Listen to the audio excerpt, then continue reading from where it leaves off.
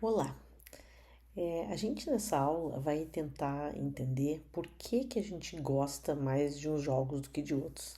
Ou ainda, por que a gente vicia em alguns jogos e outros a gente não dá bola, né?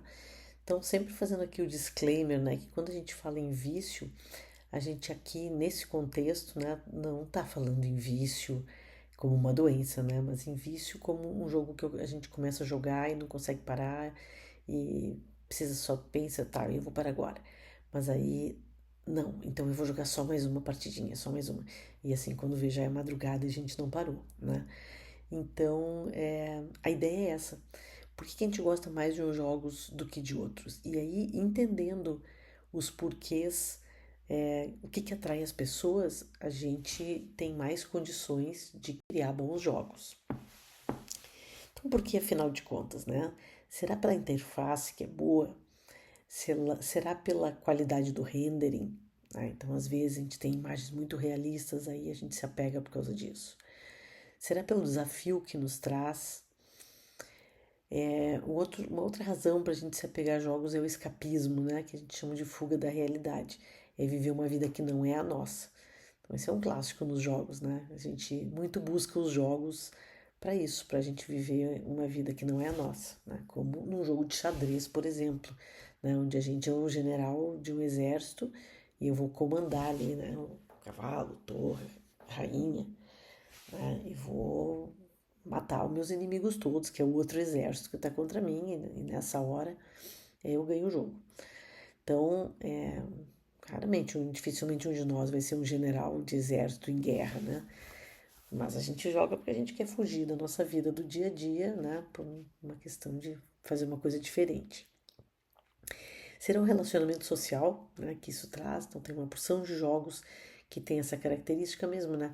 Da gente se relacionar com outros amigos, jogar junto, ou competindo, ou colaborando. A competição, será a competição essa razão? Ou ainda será a história?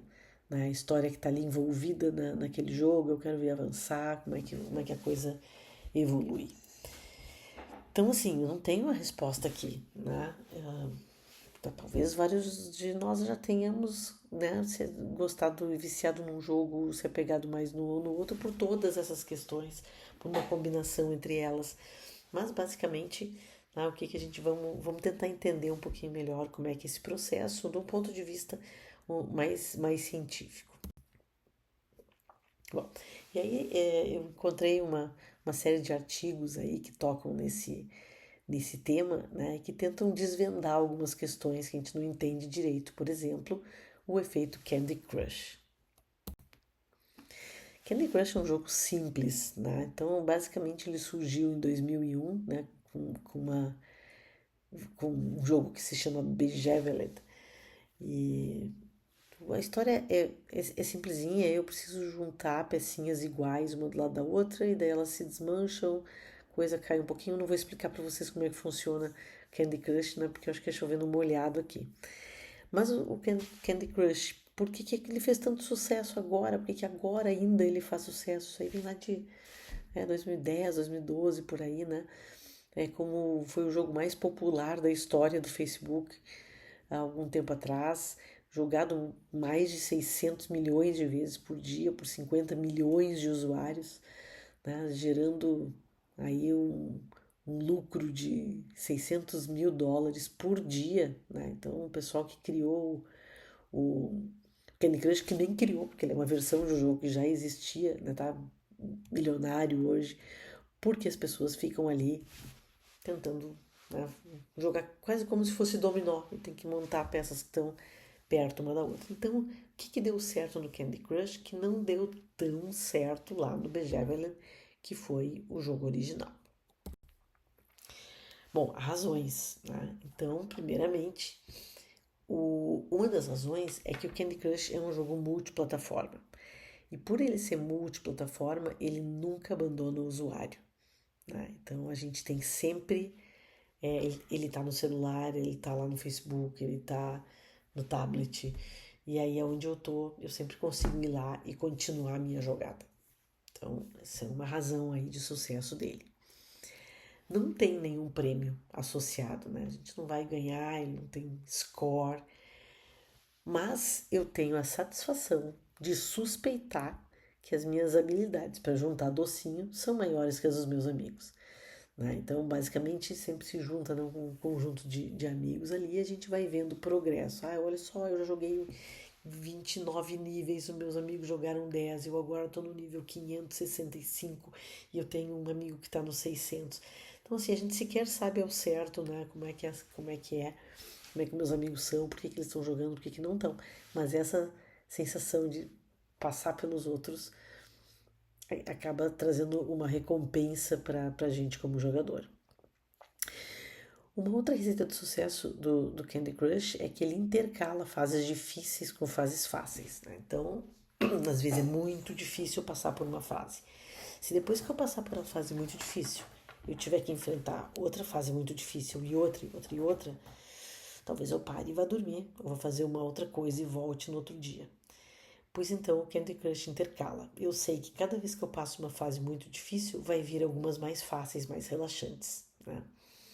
E aí vai ser legal. Então é relaxante, eu acabo querendo jogar um pouco mais. Ele também, como é que funciona? É baseado na sorte, né? Por que vicia, afinal de contas, né? Bom, o vício, nesse caso do Candy Crush, ele se relaciona com um fenômeno psicológico que é bem conhecido e que se chama efeito de Zeigarnik. Porque Zeigarnik é o nome do psicólogo russo, né, que foi quem criou essa tese. Né? Então, basicamente, o que o Zeigarnik dizia é que garçom de bar, de restaurante, costuma ter uma memória impressionante para lembrar dos pedidos, mas só até que os pedidos se cumpram, né, sejam atendidos. Uma vez que a comida e a bebida são levados até a mesa, eles absolutamente na mesma hora se esquecem completamente do que eles sabiam até então. Né? Então, o Zeigarnik acabou sendo o nome para todos os problemas onde uma tarefa incompleta fica fixada na memória. E o Candy Crush, ele gera a sensação de tarefa incompleta, né? Então, no caso dos garçons, né, talvez você já tenha topado com garçons assim, tem alguns garçons que eles chegam na mesa, as pessoas fazem o pedido e eles não anotam, né? E aí a satisfação deles, né, assim, uma tarefa, profissão de garçom, ela é repetitiva, né? Vai numa mesa, pega o pedido, traz o pedido, vai na outra mesa, pega o pedido, traz o pedido. Então, o jogo deles é esse, eu vou não anotar. E aí eu vou gravar tudo de memória, vou fazer o pedido e quando eu entregar, eu entrego certinho para cada pessoa que cada um pediu. E aí, pronto, tô livre daquilo lá, mas tem aquela satisfação das pessoas dizerem, nossa, ele decorou, né? Mas esse é um jogo que já é conhecido entre garçons, né? Fica o cliente apreensivo se vai dar certo ou não, mas acontece. Então, claro que não é todo mundo que faz isso, mas é uma espécie de jogo que ficou com esse nome aí. E aí, isso acaba sendo legal, tem essa recompensa. Ha, consegui. E isso é o que traz o Candy Crush, né? Então, cada tabuleiro, né, ou cada nível é uma tarefa. E o jogador, ele tem essa urgência de resolver aquele problema, né? Então, a mesma coisa quando acontece com um jogo de perguntas, né? Uma dúvida que aparece quando a gente está conversando com alguém, né? E aí parece que a gente tem que ir para a Wikipedia naquela hora, tem que naquela hora abrir o Google e ir lá encontrar a resposta para aquilo, né? Então, coisas que a gente fica na mente assim, a gente não descansa até que descobre. Isso acontece muitas vezes, né? Às vezes a gente não lembra do nome de uma pessoa e não consegue parar de pensar naquilo, que importância tem afinal. Fica pensando naquilo, aí começa a percorrer o alfabeto todo, né? Até a hora que a gente consegue lembrar. E quando a gente lembra, a gente tem duas sensações. Uma é uma sensação de alívio. Ufa, consegui, tirei isso da minha cabeça. Mas outra é uma sensação de satisfação, né? Tipo assim, ha, consegui atingir o objetivo. E é esse o mote do Candy Crush, né? Mas tem outras coisas, né? O Candy Crush ele também dá para os jogadores 5 vidas por cada nível. Se as vidas acabam, precisa esperar 30 minutos para daí voltar a jogar, né? E essa, então, é uma meia hora na qual o problema fica sem solução. E as pessoas ficam com aquela coisa que nem quando não lembra de uma palavra, não lembra do nome do filme, não lembra do nome de uma pessoa, né? Aquilo fica atormentando até a gente poder descobrir e se livrar.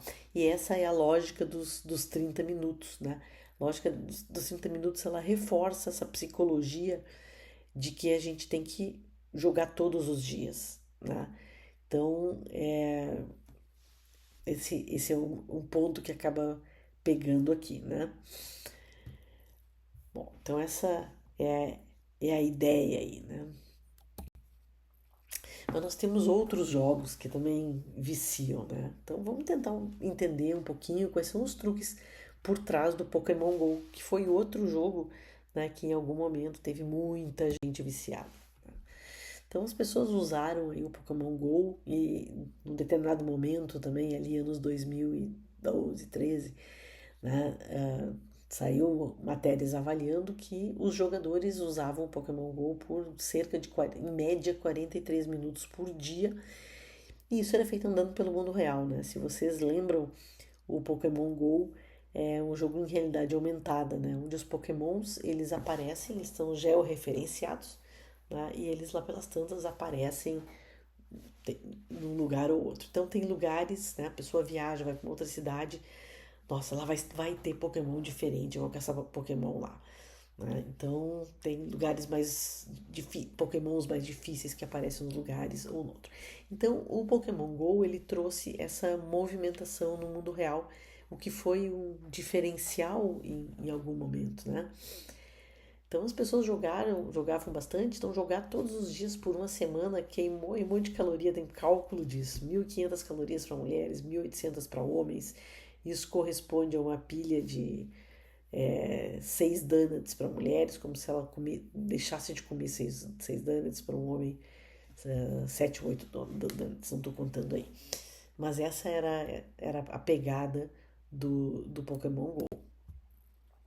Essa foto foi uma foto que eu tirei uma vez que fui para o Japão, né? Isso aí é no estádio de Yokohama, onde o Brasil ganhou a Copa, né? A Copa do Japão foi ganha lá. O Inter também foi campeão nesse estádio aí, né? O campeão do Mundial. E, e eu tirei essa foto por causa desse japonês, né? Então ele estava no mesmo tour que eu fiz para conhecer o estádio.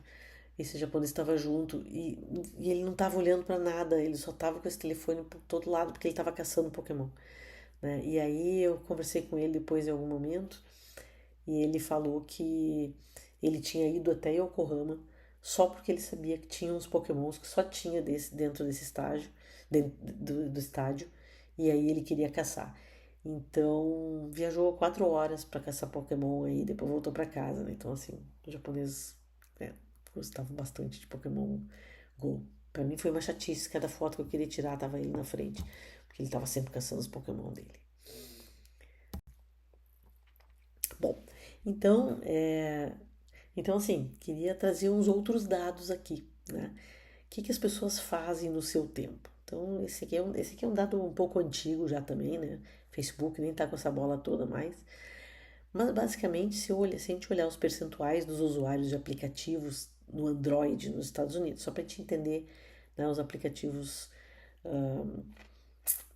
uso do telefone. E isso foi na época do boom do Pokémon Go. Então vê que massivamente as pessoas usavam rede social, né? Facebook Messenger, Instagram, WhatsApp, Snapchat e logo depois o primeiro era o Pokémon Go, né? Então, só para entender um pouquinho o sucesso que ele fez em determinado momento, né? Então, isso aí foi em 2015, 2016. Mas por que, afinal, as pessoas estavam jogando Pokémon Go, né? Então, a frase que a gente mais ouvia era: baixei porque todo mundo está baixando.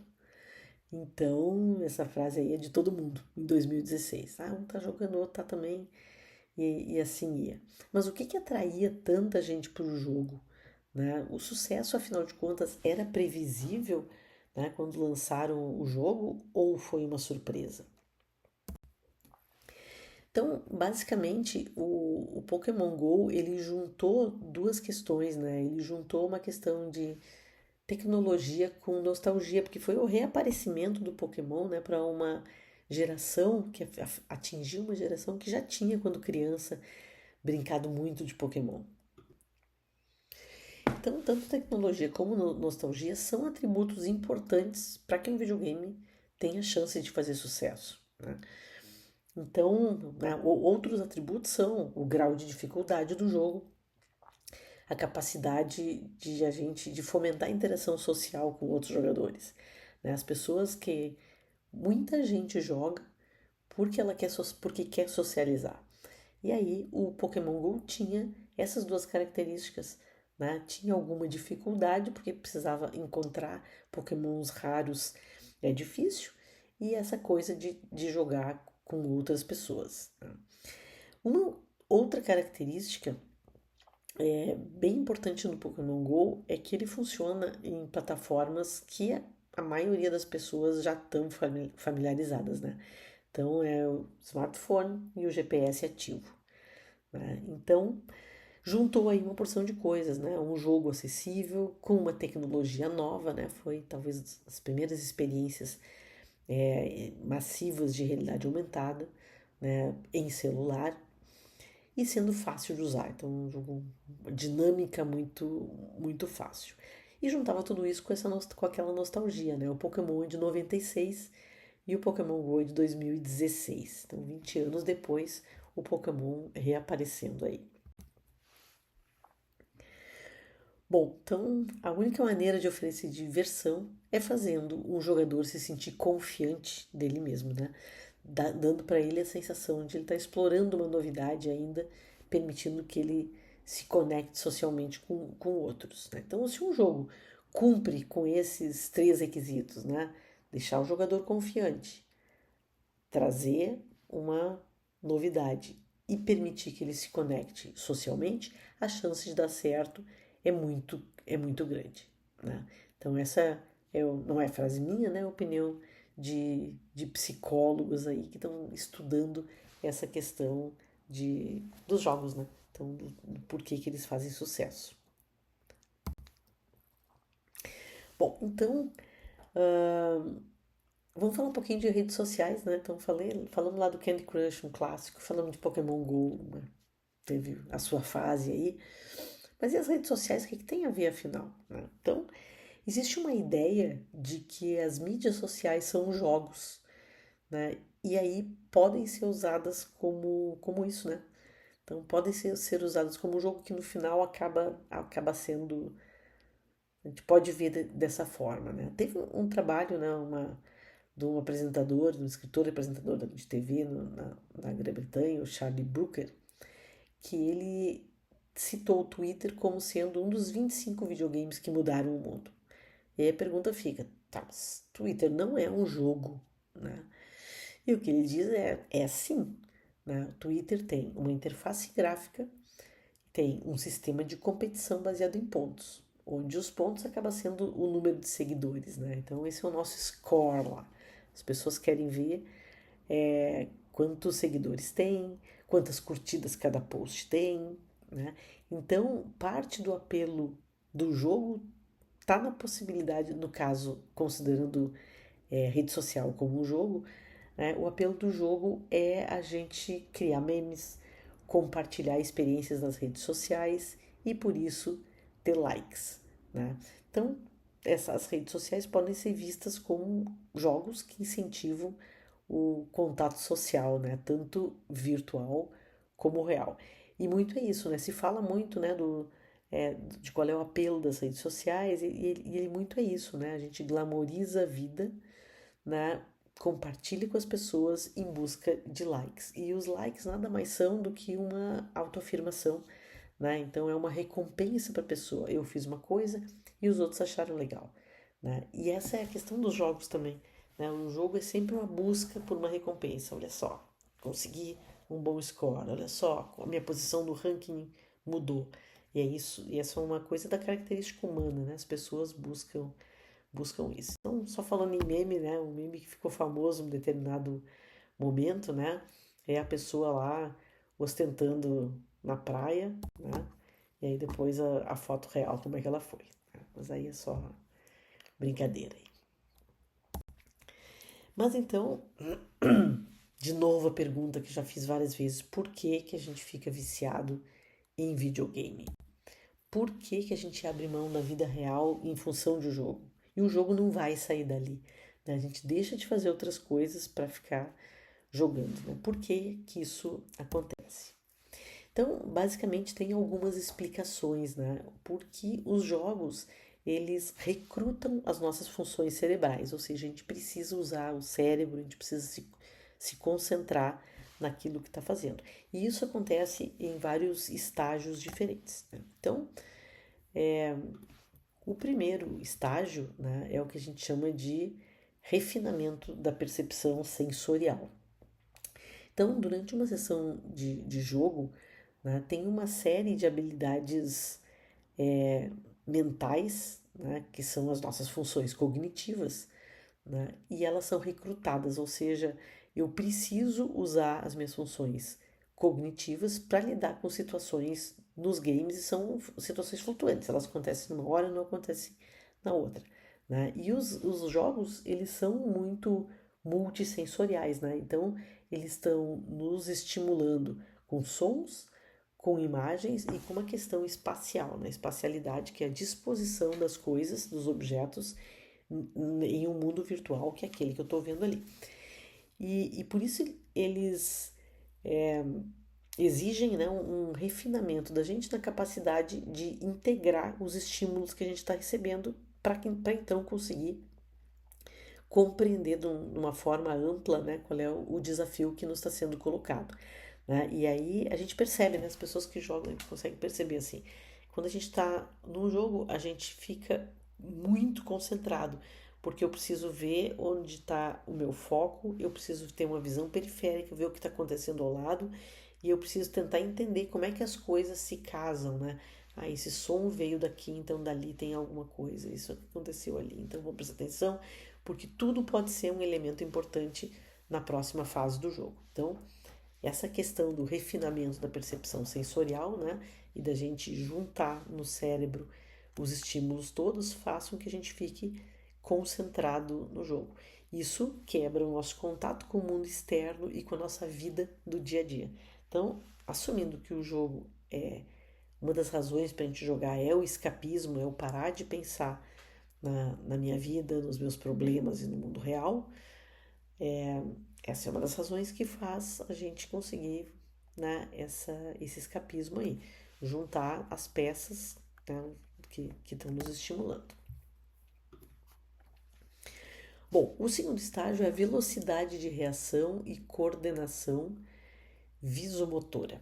Né? Então, vamos se imaginar aí jogando, sei lá, Mortal Kombat, década de 90, anos 2000. Né? Então, se a gente lembrar, vamos pular vários anos e vamos também ver as pessoas jogando Minecraft, né? Muito mais recente que Mortal Kombat. A velocidade de reação nos dois jogos acabam definindo a qualidade do desempenho do usuário. Né? Lá na década de 90, quando a gente jogava Mortal Kombat, né, o que a gente precisava era ser rápido. Né? Então tinha que ver quem é que era mais rápido e ia dar os melhores golpes, né? E aí, portanto, ia vencer o inimigo. Se eu for para o Minecraft, a gente também tem essa questão da velocidade, num contexto completamente diferente. Mas a gente precisa construir casa, cavar minas, atacar mais rápido que os esqueletos. Então, quem consegue fazer isso sobrevive melhor no Minecraft. Então, tem vários estudos, né, de autores que são bem reconhecidos nessa área, que eles há muito tempo tentam entender esse fenômeno, né, que envolve não só a coisa da velocidade de reação, mas também a coordenação visomotora. Né? Então, eu estou olhando para as coisas, capturando a informação e agindo rapidamente, reagindo àquilo que eu estou enxergando. Né? Então, um dos primeiros trabalhos nessa área mostrou que jogadores de videogame eles têm um desempenho muito melhor do que não jogadores em outras atividades que envolvem no mundo real, né, que envolvem coordenação e envolvem essa velocidade visomotora, ou seja, quanto rápido eu reajo a uma coisa que eu estou captando e compreendendo. Né? Então mostra que de fato os jogos eles mexem com essa questão da velocidade de reação, que de novo vai exigir a minha concentração, vai exigir foco naquilo que eu estou fazendo. O estágio 3 a gente chama de espacialidade e habilidade 3D. Então, quem já jogou com os controles, né, da Nintendo, Xbox, Sony, sabe, né, o sofrimento que foi lá no começo aprender a usar o direcional, né, os dois botões aqueles que fazem com que a gente consiga caminhar ao mesmo tempo que olha para todos os lados, né? A confusão que se fazia no início, né, era pela evolução dos jogos, né? Eles eram no começo muito mais simples, a gente só andava para a direita ou para a esquerda, e aí depois de um determinado momento eles passaram a ser complicados, eu tenho que olhar para todos os lados, 3D, né? O jogo vira 3D, eu tenho que explorar 360 graus no meu cenário, descobrir o que está acontecendo ali. E os jogadores de videogame eles apresentaram melhores capacidades espaciais do que não jogadores dentro dos jogos em atividades fora dos games. De novo, né? O fato de usar jogos, né? De jogar, de ser um jogador e, portanto, ter que lidar com essa dificuldade aí dos controles em jogo 3D, acabou treinando as pessoas para outras atividades na vida real, né? Alguns estudos mais recentes, né, vêm demonstrando essa capacidade, essa capacidade espacial que os videogames como o Xbox, o Kinect, por exemplo, produzem, poderia ajudar em alguns aspectos físicos das vidas das pessoas, né? Poderia ser motivacional, ajudar em aspectos cognitivos, durante, por exemplo, uma tarefa não simples que é dirigir um carro. Ou seja, né, as pesquisas insinuam que alguém vai aprender a dirigir mais facilmente, vai dirigir melhor se ele tem essa experiência de jogo aí em 3D. Um outro estágio, né, de recrutamento de função cerebral é a capacidade atencional. Né? Então, ou seja, a gente prestar atenção em alguma coisa. Então, durante o tempo em que a gente joga, os minutos e as horas que a gente gasta jogando, a nossa capacidade atencional passa por vários estágios, né? Então, assim, a gente cruza dizer assim, puxa, se a gente conseguisse que os alunos prestassem, né, assim, se concentrassem tanto estudando as matérias aí, como se concentram jogando, nossa, como a vida ia ser melhor. E mesmo quem está estudando pensa a mesma coisa. Nossa, por que eu não consigo me concentrar desse jeito lendo um livro técnico, do mesmo jeito que eu consigo gastar horas sem nem ver passar jogando, né? Então, então aqui a gente está falando isso, capacidade atencional passa por estágios. Então, a gente fala de capacidade porque tem a atenção, né? A nossa atenção ela é múltipla. A gente se concentra e sustenta a atenção por horas, né? Então, foca nos objetivos principais, alterna metas, estratégias, evita distrações. Tudo isso a gente consegue fazer, né? Essas habilidades atencionais, elas foram e ainda são, né, talvez as habilidades mais estudadas no mundo dos jogos, né? Então, assim, desde a capacidade de a gente seguir um objeto que se movimenta na tela do computador, né? Então tá lá, eu consigo seguir com os olhos muito rapidamente, né? Enfim, a gente consegue manter o foco da atenção durante longos períodos de tempo, né? Então, por que isso tem que ser estudado mesmo para a gente poder transpor para outras áreas, né? Então, essas habilidades, junto com a capacidade da gente discriminar objetos, está na base do desempenho dos jogadores de videogame, né? E também, de novo, estudos trazem evidências de que os jogadores têm desempenho diferente de não jogadores, né? Então, na vida real depois. Então, em uma pesquisa lá da década de 90, né, o autor convidou jogadores e não jogadores para jogar o Robotron 2084. Então, a ideia era que as pessoas iam jogar por 5 horas. E depois dessas 5 horas, ele avaliou ambos grupos em uma tarefa, né? Então, uma tarefa de atenção, né? E que foi dividida. Então, os participantes eles precisavam detectar luzes que apareciam em diferentes pontos da tela do computador. Os jogadores de videogame, aqueles que passaram 5 horas jogando, eles tiveram um menor custo de atenção durante essa tarefa. Então, isso indica que eles tinham uma melhor atenção dividida. Né? Então, eles conseguiam fazer duas coisas ao mesmo tempo de um jeito mais fácil. Outros estudos, né, mais recentes que esse, né, se ele foi lá da década de 90, demonstraram que jogadores de videogame têm uma capacidade de atenção, né, um campo de visão atencional mais amplo e também uma melhor habilidade de rastrear informações visuais. Né? Então, de novo, o jogador, né, durante um jogo, a gente está sempre atento no que está acontecendo, né, olhando para todos os lados para entender, né, juntar assim de onde vêm os estímulos. Que isso acaba sendo determinante no desempenho da gente no jogo. Bom, o estágio 5 fala do uso de estratégia e de funções executivas. Esse é um estágio bem legal, né? Então, as funções executivas, elas envolvem várias habilidades que estão relacionadas à autorregulação das nossas atividades, né? Então, se a gente imagina que está jogando aí Dark Souls, por exemplo, né? Então, Mario World, outro caso. E a gente simplesmente não consegue passar de um boss que está ali, né? Ou tem uma parte do mapa onde a gente emperra. Bem comum a gente estar jogando e emperrar em alguma coisa. Então, o que acontece? A gente tenta uma vez, aí erra, aí emperra. Aí tenta uma outra, emperra. Aí a gente tenta umas 5 vezes. Depois de tentar várias, a gente pensa, tá bom, eu vou ter que mudar de estratégia então, né, para ver se consegue vencer o desafio. Às vezes a gente tenta uma, tenta duas e não passa, aí pronto, aí para. E aí a gente tá fazendo outras coisas e pensando, acho que eu tenho uma estratégia diferente. Essa é uma capacidade super importante na vida, né? Então isso aí a gente chama de autorregulação da ação. Ou seja, a gente muda a nossa ação em relação ao nosso objetivo, né? E essa acaba sendo uma habilidade essencial na vida, né? Na vida pessoal, na vida amorosa, no trabalho, né?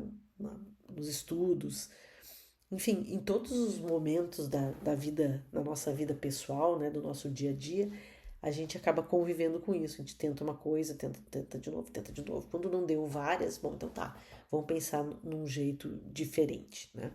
Então, outros estudos, né, com jogadores de jogos tipo Warcraft 3, né, Age of Empires, StarCraft, ou seja, todos esses jogos de estratégia em tempo real, né, foram estudados. E o pessoal se perguntou se esses jogadores tinham uma melhor capacidade de flexibilidade mental, né? Ou seja, os jogos que são esses jogos de estratégia, né, em tempo real, eles obrigam o jogador aliás, a graça do jogo é essa, é traçar estratégias para vencer os inimigos. Então, ter que refazer uma estratégia acaba sendo muito comum.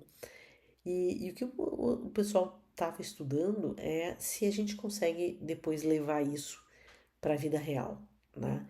Então, desenvolver essa mesma habilidade no mundo real, né?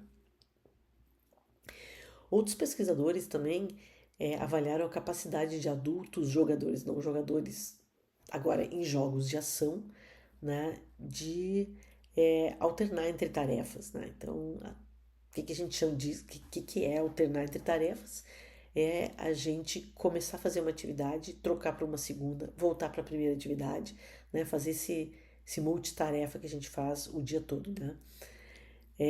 E ao mesmo tempo manter para cada uma dessas tarefas estratégias ou ações que são específicas para aquilo ali. Os resultados, né, mostraram que os jogadores têm um desempenho melhor do que não jogadores, né? O que pode acontecer pelo treinamento que esse tipo de jogo acaba provendo pra gente, né? Então, vários jogos exigem resposta rápida, necessidade de mudar a estratégia, alternar entre objetivos de jogo,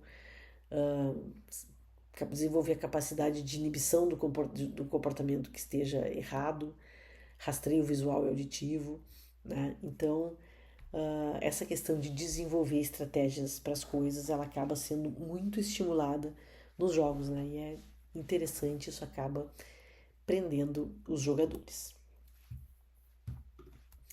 Entretanto, isso só vai funcionar, tá? Esses estágios todos, eles não funcionam para todos os jogos, só funciona quando a gente gosta do jogo. E aí, como é que eu gosto do jogo então? Então, assim, a cereja do bolo acaba sendo sempre a motivação. Mas a pergunta volta, né? Então, como é que eu motivo alguém? E aí, esse é o problema, né? As pessoas são motivadas por razões diferentes, né? Então, tem a característica dos jogos, né? Então, os jogos têm características diferentes e tem a característica dos jogadores. E esses dois elementos, eles precisam ser levados em conta quando eu quero criar um jogo que seja interessante. Bom, então a gente tem aqui uma lista com as características dos jogos e como é que essas características contribuem lá para a experiência, né? Que sensações ele causa nos jogadores. Então, por exemplo, uma característica do jogo é a diversão. Se ele provê diversão, ele traz prazer para o usuário. Outra característica é a jogabilidade. Boa jogabilidade traz um envolvimento intenso e apaixonante por parte do jogador. Outra característica super importante dos jogos é ter regras claras e isso cria uma estrutura para o jogador. Os objetivos e metas de um jogo vão trazer motivação e vão trazer um significado. A interação, então a interação do jogador com o jogo traz realização, porque eu estou tentando fazer alguma coisa e estou conseguindo. Feedback e resultados traz aprendizado. A adaptação do jogo ao jogador faz a pessoa entrar no fluxo, né? Onde o fluxo é um elemento importante no design de jogos. Ganhar um jogo traz a gratificação do ego, né? Que é também um elemento importante que leva as pessoas a jogar. A coisa do conflito, da competição, né? Dos desafios e mesmo a oposição traz a adrenalina, né? Então, a adrenalina é um elemento importante. Resolver problemas vai mexer com a criatividade do usuário jogador, né? A interação, do ponto de vista de interação com outros jogadores, fomenta a manter grupos sociais ou desenvolver grupos sociais. E a representação e as histórias, né, a criação de personagens, de música e de cenários vão trazer as emoções ao jogo. Né? Então, fica agora para a gente como desafio entender que jogadores querem o que dos jogos, né? Então vamos ver um pouquinho das características desses jogadores. Então, os elementos dos jogos eles estão diretamente relacionados com a forma que cada jogador gosta de jogar. Né? Isso que a gente mencionou antes, tem tipos diferentes de jogador. Então, escolher um personagem para jogar acaba sendo mais do que simplesmente a gente gostar do desenho ou gostar do estilo do personagem. Quando a gente escolhe um personagem, a gente está escolhendo um tipo de jogo, um estilo. Então, alguns jogos como os recentes, né, como os jogos de RPG online, os jogos massivos, né, jogos massivos em tempo real, eles nos permitem um grau quase ilimitado de combinações de características e isso acaba engajando mais de um tipo de jogador, né? E eles engajam o jogador mais do que os jogos clássicos, porque eles têm toda uma história mais complexa ali. Né? Tem alguns modelos psicológicos de personalidades que eles vão permitir com que a gente descubra qual é o estilo de cada um. E aí é que a gente vê duas classificações, né? Isso a gente chama de modelo de Barton, porque Barton foi o cara que propôs, né? Então eu posso dividir os meus jogadores em 4 tipos. Eu tenho os conquistadores, os socializadores, os exploradores e os matadores. Ou ainda eu posso ser um pouco mais detalhista e dividir em 8 tipos, que são os oportunistas, os planejadores, os hackers, os cientistas, os amigáveis, os relacionamentais, os causadores de dor e os políticos. Eu consigo mapear esses 8 tipos para 4 tipos aqui, né? Mas enfim, essas são as duas propostas aí. E aí a questão é a gente entender que tipo de jogador a gente é, ou ainda para que tipo de jogador a gente está desenvolvendo. Então, o pesquisador, né, o Yi, ele gerou um modelo, né, a partir de uma pesquisa que ele desenvolveu com 3.000 jogadores de World of Warcraft. E o que ele fez foi dividir as motivações em 3 domínios, né, o que é conquista, o que é relacionamento social e o que é imersão e engajamento. Tá? Então ele dividiu as motivações nesses domínios aí. E cada domínio ele tem os seus motivadores. Então aqui nessa tabela a gente vê, né? Então eu tenho quais são os motivadores das conquistas. Então, o motivador conquista é avançar no jogo, quero progredir, quero acumular poder, acumular itens, acumular status. As mecânicas também são um motivador para conquistas, né? Qual é a quantidade, otimização, quais são as análises. Competição também tem a ver com conquista. Então, esse desafio, a ideia é desafiar os outros, provocação e dominação. Então, se alguém está procurando conquistas, né? Se eu tenho um jogador com esse perfil conquistador, né? Aqui eu tenho 3 motivações que eu posso incluir no meu jogo e que vão atrair esse tipo de jogador. Para um jogador que busca relacionamentos sociais, né, então as motivações são a socialização, eu permitir um bate-papo casual, ter tarefas em que um jogador ajuda o outro, permitir fazer amigos, né? Relacionamentos também é um motivador, né? Então, pessoas, abertura, encontrar e dar ajuda para as pessoas. O trabalho em equipe também é um motivador para esse tipo de jogador, onde quando eu permito a colaboração, formação de grupos, guildas às vezes, né? Os grupos conquistarem objetivos. E a questão da imersão, para garantir imersão e engajamento, né, tem aqui várias outras motivações, como a descoberta, né, permitir exploração, mitos, histórias, encontrar itens escondidos. Os RPGs, né, ter uma história do jogo, a história do personagem, ter papéis diferentes, gerar aquela fantasia, né. Customização também é um motivador, é permitir mudar a aparência, oferecer acessórios, estilos diferentes, esquemas de cores. E o escapismo também acaba garantindo, aumentando a imersão e o engajamento, né? Então, questão de promover relaxamento, escapar da vida real, evitar problemas da vida real. Então, esse é o modelo de personalidade do I, né? E aí, para concluir, né, como é que a gente faz dar certo?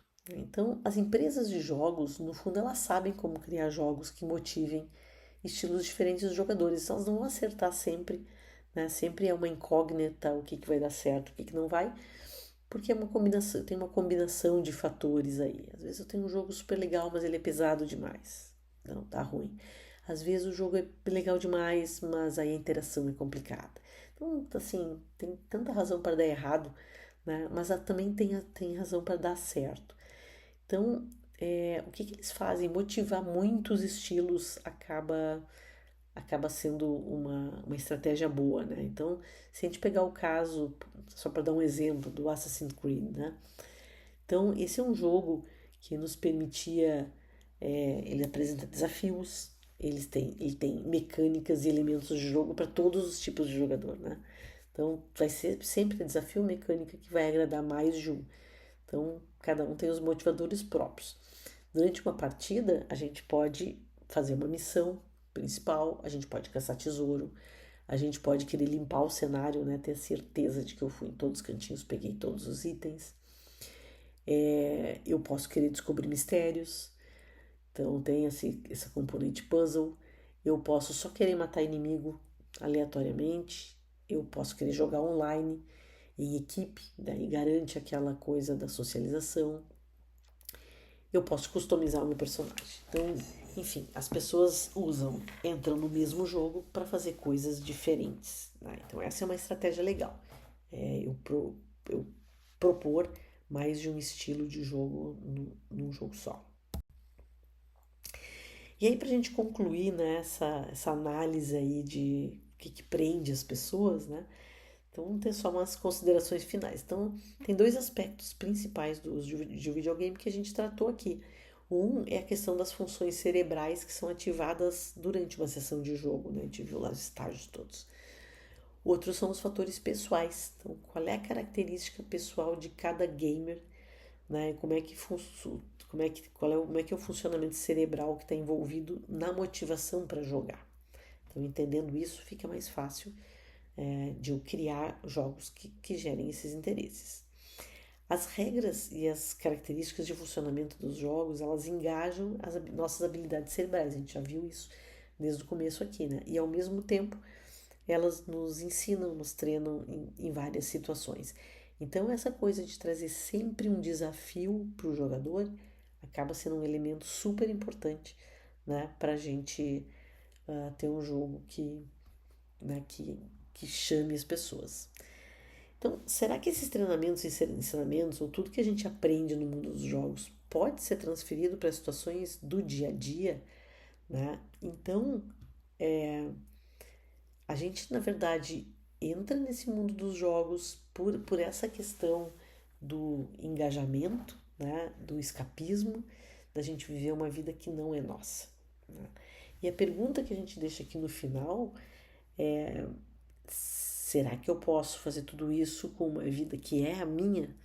Né? Então, antes eu usei aqui como exemplo dizer, puxa, se eu conseguisse me engajar no estudo, né, numa leitura técnica, da mesma forma, com a mesma emoção, né, e concentração e engajamento que eu tenho quando eu jogo, como a minha vida ia ser mais fácil, né?